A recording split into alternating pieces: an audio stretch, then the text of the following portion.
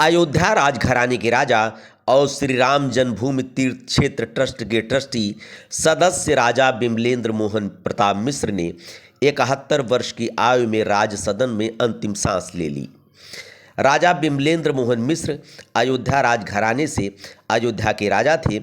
वर्ष 2019 में supreme court के निर्णय आने के बाद श्री राम जन्मभूमि तीर्थ क्षेत्र ट्रस्ट के ट्रस्टी सदस्य के रूप में नामित हुए और राम जन्मभूमि मंदिर के रिसीवर तत्कालीन कमिश्नर फैजाबाद से राम जन्मभूमि मंदिर का चार्ज लेने वाले पहले ट्रस्टी सदस्य हुए, जिन्हें कमिश्नर फैजाबाद ने राम जन्मभूमि मंदिर का चार्ज हैंडओवर किया था। राजा बिमलेंद्र मोहन मिश्र के निधन से अयोध्या में शोक की लहर है। राज सदन में पार्थिव शरीर को अंतिम दर्शन के लिए रखा गया। आज शाम सरजू तट पर अंतिम संस्कार कर दिया गया। उत्तर प्रदेश के मुख्यमंत्री योगी आदित्यनाथ ने यक्स पर शोक व्यक्त किया है। वहीं अयोध्या के संत महंत, जनता और सरकार के मंत्री राज सदन पहुंचकर शोक संवेदना व्यक्त किए। बाबरी मस्जिद के पूर्व पक्षकार रहे इकबाल अंसारी ने भी राज सदन में पहुंचकर श्रद्धा सुमन अर्पित किया और अन्य साधु संतों ने अपने मत भी व्यक्त किए।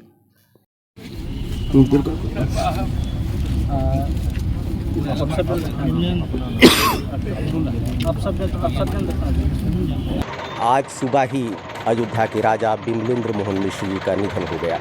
पूरी अयोध्या इस समय शोक संतप्त में डूबी हुई है। आप जैसा कि मेरे पीछे देख रहे हैं, श्रद्धांजलि देने वालों का तांता लगा है। पूरी अयोध्या इस समय दुखी है, अपने राजा को भावभीनी श्रद्धांजलि दे रही है। अयोध्या के जितने भी गणमान्य बाहर से बहुत से लोग आए हैं यहाँ पर श्रद्धांजलि अर्पित करने के लिए।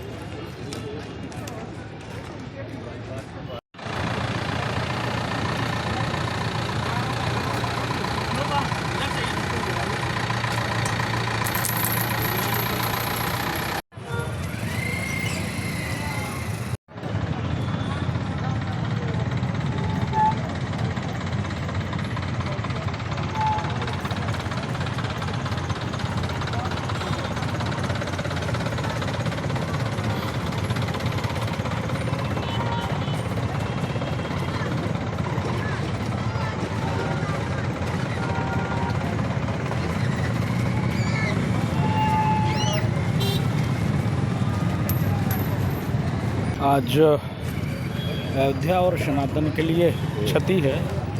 अयोध्या राजा आज हम लोगों के बीच में नहीं रहे, उनका योगदान भुलाया नहीं जा सकता।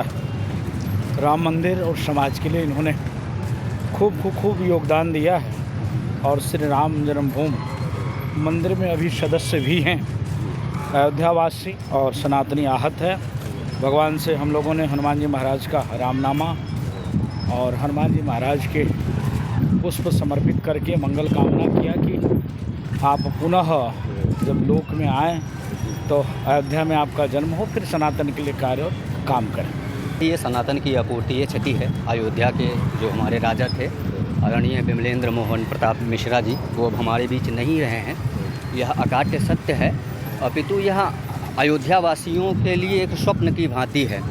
ऐसा लग रहा है कि जागृत अवस्था में यह जो द्वंद्व कुहासा है वह छट जाएगा, किंतु यह सत्य है कि अब हमारे बीच हमारे राजा नहीं रहे, जिन्होंने जीवंत आँखों से विकसित अयोध्या का सपना देखा था, भव्य राम मंदिर का सपना देखा था और वह पूर्ण भी हुआ।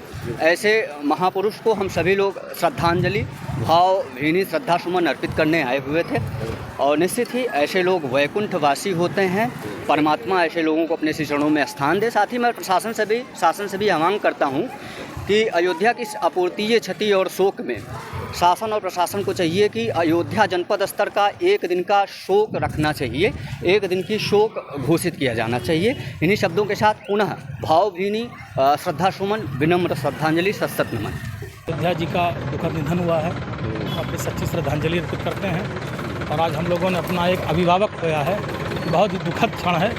राजा साहब के चरणों में सच्ची श्रद्धांजलि और विनम्र श्रद्धांजलि अर्पित करते हैं। ये सवाल हमारे यहाँ अयोध्या का है। अयोध्या नगरी है और अयोध्या के राजा आज हमारे बीच में नहीं रहे। ये दुख की घड़ी है। अयोध्या में पूरे शोक की लहर है कि अयोध्या की एक पहचान अयोध्या के राजा के नाम से जानी जाती रही और आज अयोध्या के राजा जी हमारे बीच में नहीं है। इसके लिए हमें बहुत दुख है और हम चाहते हैं, भगवान से प्रार्थना करते हैं, अल्लाह से दुआ करते हैं कि उनको जो है जैसे सुख शांति जो है दुनिया में रही वैसे ऊपर भी उनको मिले। इकबाल भाई, राजा हैं, राजा रहे और ट्रस्टी भी रहे, राम जन्मभूमि से जुड़े रहे और अयोध्या की जनता में इस बात का दुख है कि आज जो है हमारे बीच में अयोध्या के राजा साहब जो है नहीं हैं। इनको ऊपर भी ये बहुत दुखद है और श्री राम जन्मभूमि के लिए, अयोध्या के लिए और अयोध्या के इस परिवेश में जब आप देखते हैं तो उस राजघराने की तस्वीर दिखाई पड़ती है। उनके साथ साथ उनका मिलना और आम जनमानस से उनका जो सरोकार है वो निश्चित रूप से बहुत ही गहन था और उनका जाना मुझे लगता है एक युग का जाना है। भगवान श्री सीताराम जी के चरणों में प्रार्थना है कि दिवंगत आत्मा को अपने चरणों में स्थान दें। बहुत दुखद है। हम लोग संसार में रहते हैं, यहाँ मृत्यु स्वाभाविक है, लेकिन कुछ लोग जिनका जीवन बहुत मूल्यवान होता है और जिन्होंने अपने जीवन को बहुत अच्छी तरह से जिया होता है, हम कभी नहीं चाहते कि वे हमारे बीच नहीं रहें। तो परम आदरणीय राजा साहब राम जन्मभूमि तीर्थ क्षेत्र के सदस्य होने के कारण भी और अयोध्या राज परिवार के प्रमुख होने के कारण भी, अयोध्या के संभ्रांत और विशिष्ट नागरिक होने के कारण भी उनका जाना पूरी अयोध्या के लिए दुखद है। मैं तो ऐसे कहता हूं कि अयोध्या की पहचान के जो बड़े चेहरे हैं उनमें से एक चेहरा घट गया। व्यक्तिगत रूप से मेरे बहुत अच्छे संबंध लगाव थे, बहुत स्नेह था, उनके साथ बहुत बैठना होता था, पर मैं इसे अधिक मानवीय और सामाजिक अर्थों में इस तरह देखता हूँ कि जब सामान्य व्यक्ति भी अपनी ऐंठ और अकड़ में राजा से बड़ा होकर चलना चाहता है, तब पीढ़ी से जो व्यक्ति राजा के घर में जन्मा और राजा ही कहलाया जीवन पर्यंत, उनका शील, उनकी विनम्रता, उनकी सौम्यता, मुझे नहीं लगता कि कभी उन्होंने किसी के साथ कोई अशिष्ट अभद्र व्यवहार किया हो, किसी को कठोर वाणी, किसी का तिरस्कार किया हो।